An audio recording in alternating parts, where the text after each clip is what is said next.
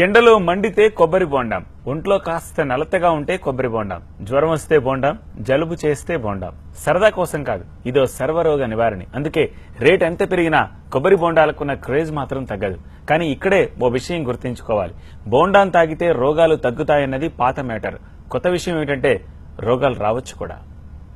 ఉండొచ్చు.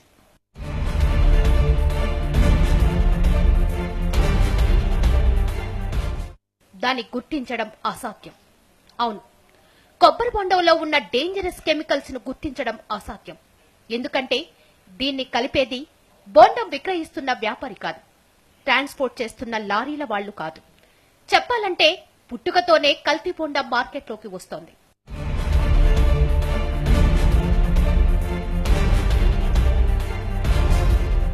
బోండంలో కొబ్బరి నీళ్లుండాలి గాని కెమికల్స్ ఎందుకుంటాయి అన్న అనుమానం రావచ్చు.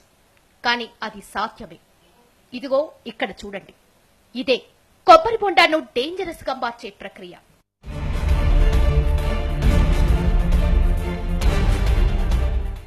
ముందుగా కొబ్బరి చెట్టుకు పాదు ప్రాంతంలో తవ్వుతారు. తల్లివేరు ఎక్కడుందో వెతికి పట్టుకుంటారు. ఆ తర్వాత ఓ కవర్లో ఈ లిక్విడ్ పోస్తారు.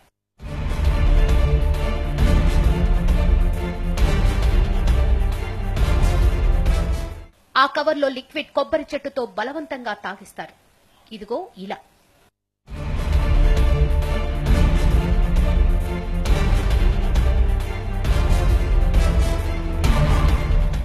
నేరుగా తల్లివేరుకు ఈ లిక్విడ్ ను అందించడం వల్ల ఆ కవర్ 2 రోజుల్లో ఖాళీ అవుతుంది.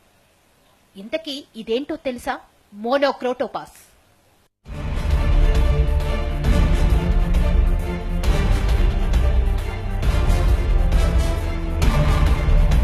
చీడ, పిందె రాలిపోవడం వంటి సమస్యల నుంచి బయటపడటానికి ఈ పద్ధతిని అనుసరిస్తామంటున్నారు రైతులు. కానీ అసలు ఆ సీన్ వేరు. ఇలా మోనోక్రోటోపాస్ ను చెట్టుకు సమృద్ధిగా అందించడం వల్ల చిన్న పిందె కూడా 10 రోజుల్లో బోండంగా మారి కోతకు సిద్ధమవుతోంది. అంటే పిందె రావడం వరకే చెట్టు ఇష్టం. ఆ తర్వాత అదెప్పుడు బోండం కావాలన్నది మాత్రం రైతుల ఇష్టం.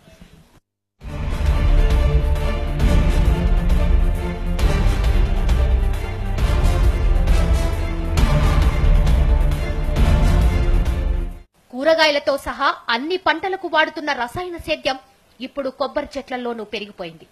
అది కూడా నేరుగా చెట్టుతో తాగించెట్లుగా మారిపోయింది. వాస్తవానికి చెట్టుకు ఇలా పెస్టిసైడ్స్ పట్టిన తర్వాత 40 రోజుల వరకు కాయలు కోయకూడదు.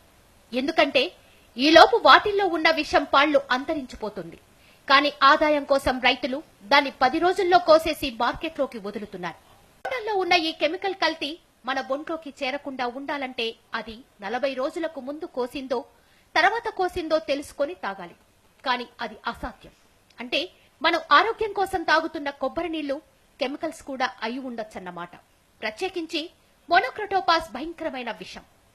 దీని అవశేషం శరీరంలోకి వెళ్లినా హార్ట్, లివర్, కిడ్నీ సమస్యలు వస్తాయంటున్నారు వైద్యులు. మోనోక్రోటోపాస్ అంటే ఏంటి? అదొక పెస్టిసైడ్ అండి. దానివల్ల మనుషులకి, పక్షులకి అందరికీ ప్రమాదమే. అది మనకి హార్ట్ ని డ్యామేజ్ చేస్తుంది. It's a cardiotoxin. ఏంటంటే హార్ట్ టిష్యూస్ అందరినీ ఇది చంపేస్తుంది. సో దీనివల్ల చాలా ప్రమాదం. మనకు తెలీదు ఇది 40 రోజుల తర్వాత వచ్చిన బొండమా, ముందు వచ్చిన బొండమా. సో ఇది మనకు నివారించడానికి ఏ కొలతలు లేవు. సో బొండాలు అమ్ముతున్నారు, తాగేస్తున్నాము, వ్యాధి పడుతున్నాం. ఈ విషయం బయట ప్రపంచానికి పెద్దగా తెలియదు. కానీ స్థానిక వినియోగదారులకు మాత్రం మ్యాటర్ నిత్యం కళ్ల ముందే ఉంటుంది. అందుకే వాళ్లల్లోనూ బోండం అంటే భయం ఆవహిస్తోంది. ఇంతకు ముందు డాక్టర్లే స్వచ్ఛందంగా బొండాలు తాగమనేవారు. దాన్ని ప్రేరేపించుకుని చాలా మంది పేషెంట్లు బొండాలని సేవించి స్వచ్ఛమైనటువంటి బొండాన్ని కూడా ఈ రోజు విషపూరితమైనటువంటి విష పదార్థంగా స్లో పాయిజన్ గా తయారైంది. వాస్తవానికి రైతులు చెప్తున్న చీడపీడలు సోకకుండా ప్రత్యామ్నాయం కూడా ఉంది. అదే వేప నూనె. మోనోక్రోటోపాస్ ను ఎలా చెట్టుకు పట్టిస్తున్నారో వేప నూనెను కూడా అదే తరహాలో ఇవ్వడం వల్ల పరిష్కారం దొరుకుతోంది. కానీ రైతులు మాత్రం పెస్టిసైడ్స్ ని వాడుతూ ఆదాయం కోసం ప్రయత్నిస్తున్నారు. తల్లివేరుకి మరి పెస్టిసైడ్ అనగా మోనోక్రోటోపాస్ ఇది వాడటం వల్ల మరి కొబ్బరి బొండాలు అనేవి కూడా మరి రసాయనాలతో నిండి వాటిని తాగటం వల్ల మరి మనిషి యొక్క ఆరోగ్యం చెడుతుందని సందర్భంగా తెలియజేస్తున్నాం. ఎందుచేతనంటే కొబ్బరి బొండం అనేది తాగటం వల్ల మరి ఖచ్చితంగా మరి ఆరోగ్యం ఉంటుంది. అటువంటి బొండం మరి ఈ రోజు తాగుతుంటే అనారోగ్యానికి గురై మరి ఈ రీతిగా ఉంటుంది. విషతుల్యమైన రసాయనాల అవశేషాలు కూల్ డ్రింక్స్ లోనే కాదు, ప్రకృతి సిద్ధమైన కొబ్బరి బొండంలోనూ ఉండడం ఆశ్చర్యమే. అయినా ప్రమాదం కూడా. దీని వినియోగదారులు గుర్తించడం కష్టం. కేవలం రైతులు మాత్రమే అవగాహనతో సేంద్రియ సేద్యం చేస్తే ప్రజల ప్రాణాలకు భరోసా ఉంటుంది. లేదంటే ఉన్న రోగాలకు కొత్త రోగాలు తోడై ప్రాణాంతక పరిస్థితి దాపురిస్తోంది.